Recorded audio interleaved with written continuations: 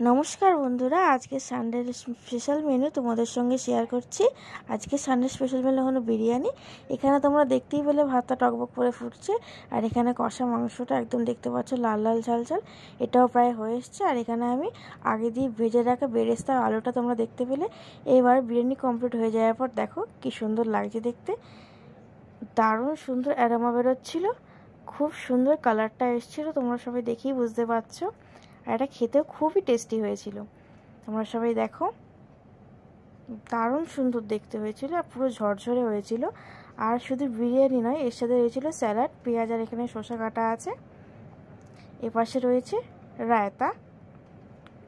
Final লুকটা তোমরা দেখে নাও, কেমন লাগছে তোমরা অবশ্যই কিন্তু কমেন্ট করে জানিও। আর এর সাথে রয়েছে কিন্তু কষা মাংসটাও দেখিয়ে দিই চলো। দেখতেই পাচ্ছ কষা মাংসটা কি সুন্দর হয়েছে, লাল লাল আর ঝাল ঝাল, দারুণ হয়েছিল। গ্রেভিটা খুব টেস্টিও হয়েছে, স্পাইসি। তোমরা সবাই দেখতে পাচ্ছ খুব সুন্দর হয়েছে। ভিডিওটা কেমন লাগলো অবশ্যই কমেন্ট করে জানিও। টাটা।